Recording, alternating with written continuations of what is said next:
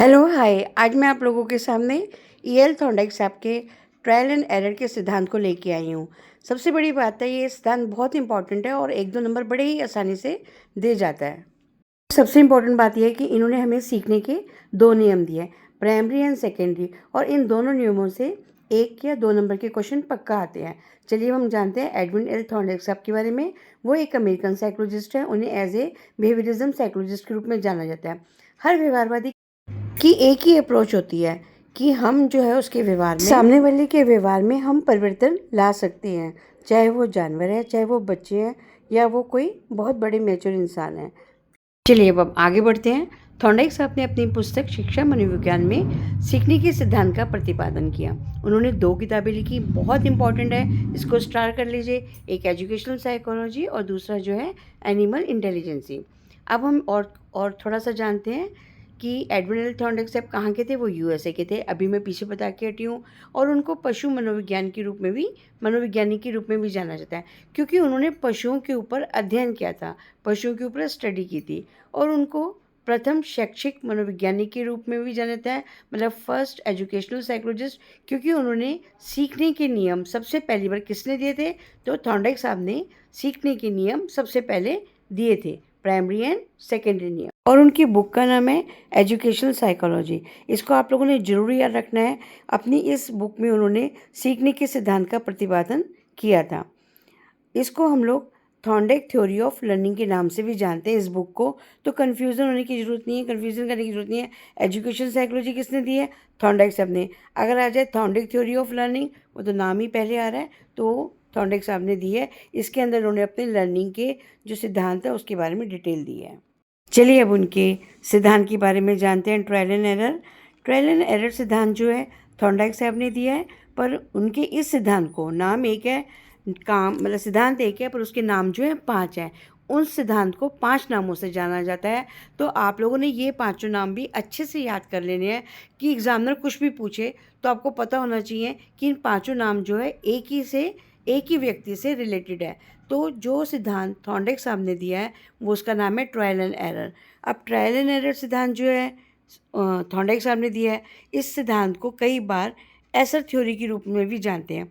तो फिर stimulus response के रूप में, मतलब कि एस हो गया उद्दीपन और आर हो गया अनुक्रिया, कि उस उद्दीपन के अगेंस्ट जो अनुक्रिया होगी उसको एसआर थ्योरी के नाम से जानते हैं। संयोग का सिद्धांत किसने दिया? थॉर्नडाइक साहब ने दिया। बोर्न थ्योरी का सिद्धांत किसने दिया? थॉर्नडाइक साहब ने दिया। और संबंधवाद का सिद्धांत किसने दिया? थॉर्नडाइक साहब ने दिया। तो इस सिद्धांत के 5 नाम हैं, पर सिद्धांत हमारा एक ही है, ट्रायल एंड एरर सिद्धांत। इसमें बिल्कुल भी कन्फ्यूज़न नहीं होना है। हमने पांचों नाम अच्छे से याद कर लेने हैं, और पांचों नाम को जो सिद्धांत है वो एक ही है, और दिया किसने है? थॉर्नडाइक साहब ने। इसमें कोई कन्फ्यूज़न नहीं है, होनी भी नहीं चाहिए। तो चलिए अब हम बात करते हैं उनके एक्सपेरिमेंट की। तो ये एक्सपेरिमेंट किस पे किया गया?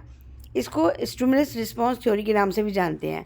तो इसमें स्टिमुलस क्या हो गया? फिश हो गई। इन्होंने क्या किया, एक पिंजरा लिया।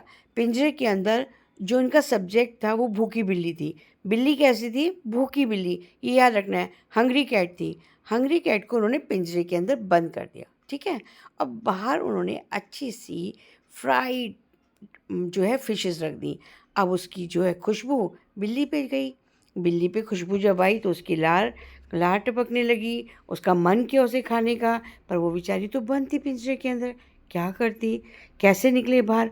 उसने जो है रिस्पॉन्स करना शुरू किया, स्टिमुलस के अगेंस्ट रिस्पॉन्स करना शुरू किया, मतलब उद्दीपन करना शुरू कर दिया। उसने बहुत हाथ पैर मारे कि काश मैं किसी तरह बाहर निकल जाऊं, क्योंकि मैं तभी मेरी भूख मिटेगी और मैं कुछ खा लूँगी।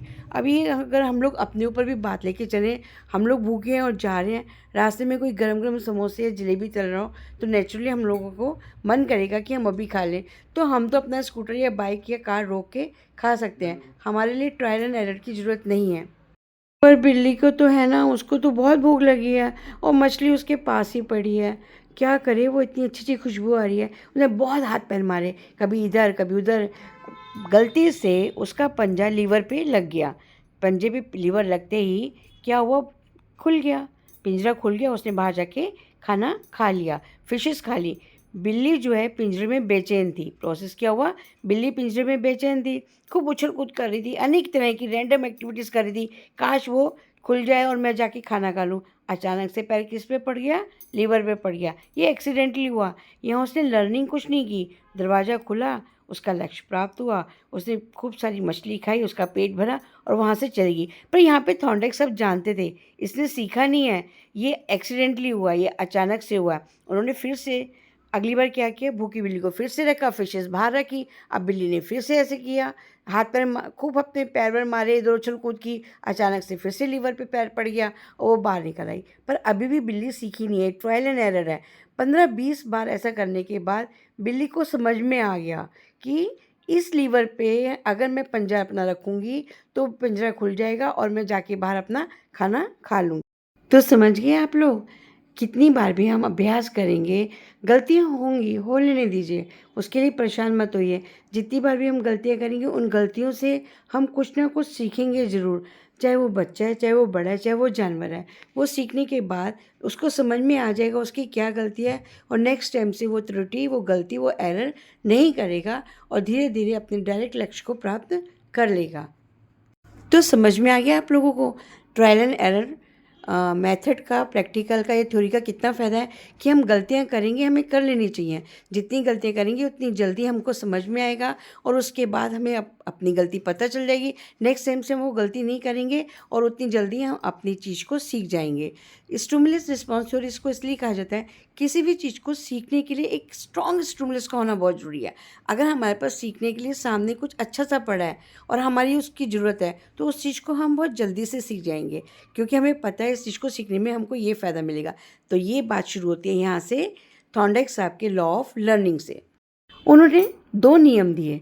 पहला नियम दिया प्राइमरी लॉ और दूसरा दिया सेकेंडरी लॉ। प्राइमरी लॉ के अंदर 3 नियम हैं और सेकेंडरी लॉ के अंदर 5 नियम हैं। इस बात को भी अच्छे से याद कर लेना।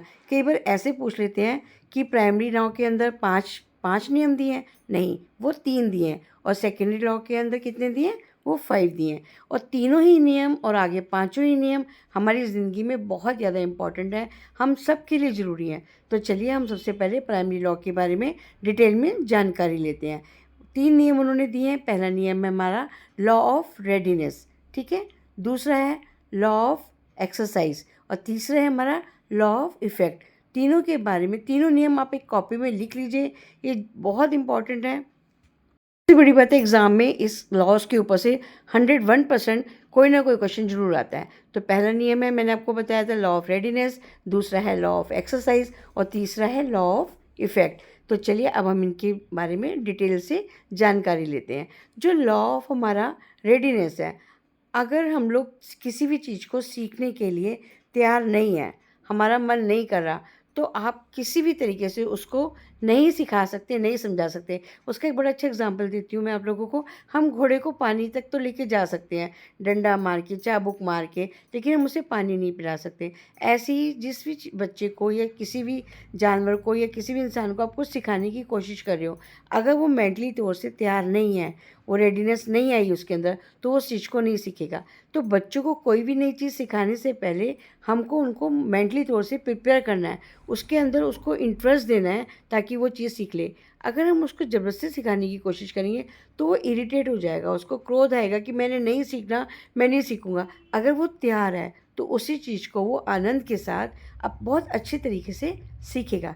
तो याद रखिएगा, जब आप किसी को, आप टीचर बनने जा रहे हो, बच्चों को अगर आपने कुछ सिखाना है तो बच्चों को सिखाने के लिए उनमें तत्परता लानी ज़रूरी है। लॉ ऑफ रेडीनेस का होना ज़रूरी है कि जब तक आप उनको तैयार नहीं करोगे, बच्चा जो है वो चीज़ को नहीं सीख पाएगा, ठीक है। अगला नियम है हमारा लॉ ऑफ एक्सरसाइज। ये तो हम सबको ही पता है, practice make a man perfect. शुरू से हम लोग अपनी दादी मम्मा, नानी मम्मा, मम्मा से ये इडियम सुनते आ रहे हैं कि जितनी भी हम किसी भी काम को करने के लिए प्रैक्टिस करेंगे तो वो हमारा जो बॉन्ड है वो स्ट्रांग हो जाएगा।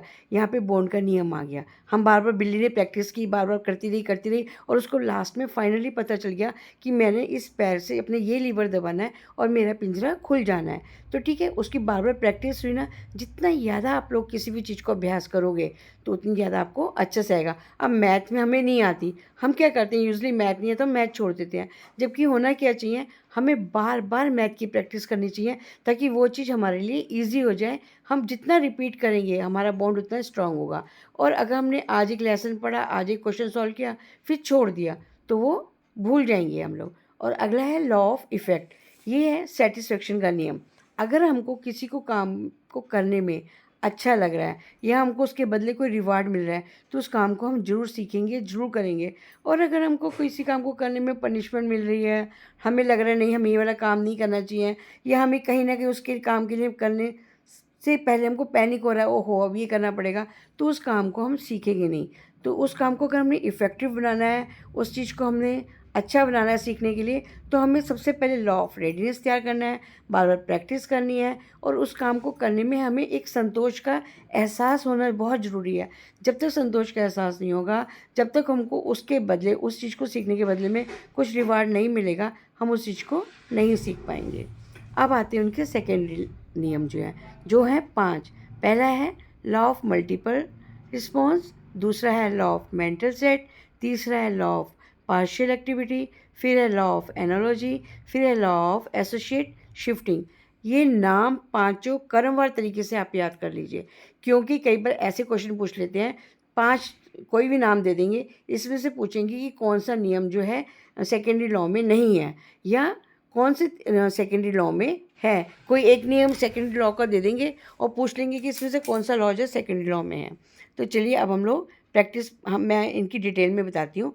Law of multiple theory responses, इसमें क्या होता है, जब हमारे पास कोई प्रॉब्लम आती है, ठीक है, हमारे पास प्रॉब्लम आई, तो हमें तो नहीं पता ना इसका सॉल्यूशन क्या है, नई प्रॉब्लम है, नई तरीके से हमारे पास आई है, तो हम हाथ पैर मारेंगे। इसका भी बहुत अच्छा एग्जांपल मैं आपको देती हूँ। एक ताला है और हमें पता नहीं इसकी कौन सी चाबियाँ हैं, और चाबियों का बहुत सारा गुच्छा पड़ा है, तो हम सारी चाबियाँ लगा के देखेंगे तो जाके एक ताला खुलेगा।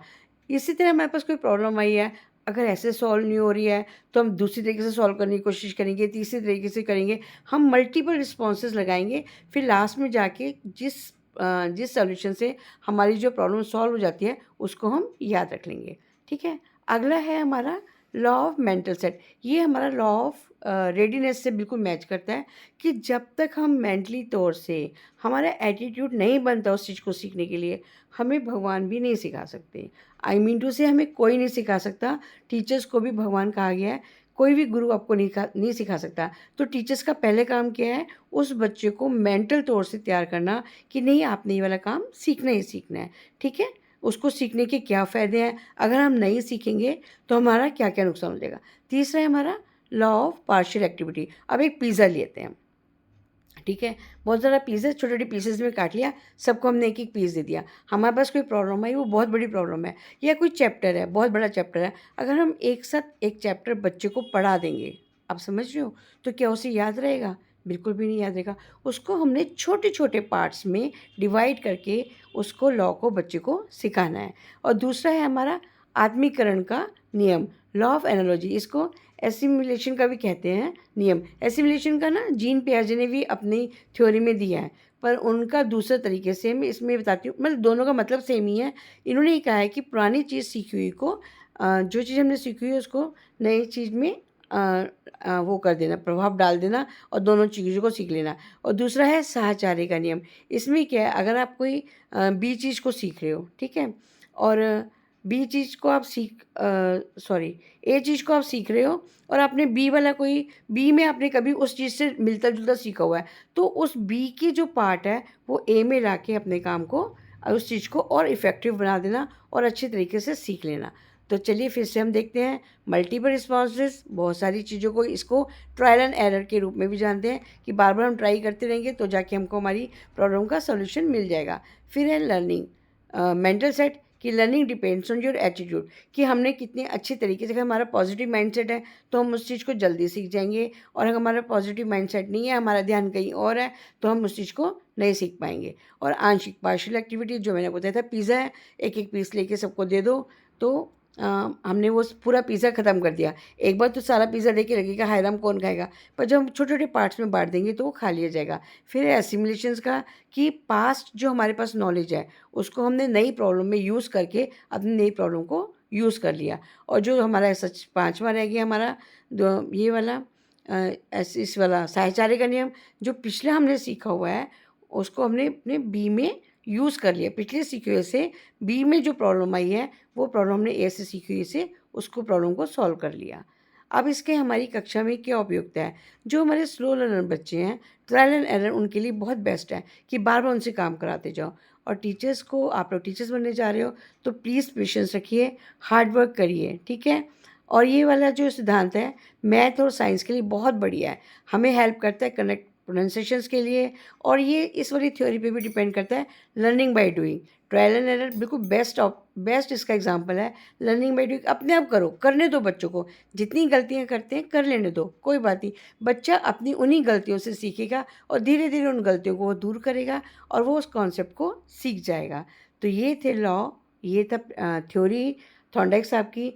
ये ज़रूरी नहीं है कि ट्रायल एंड एरर जो है सिर्फ मंदबुद्धि बच्चों के लिए है, ऐसा कुछ नहीं है, स्लो लर्नर बच्चों के लिए है। ये सभी के लिए एप्लीकेबल होता है।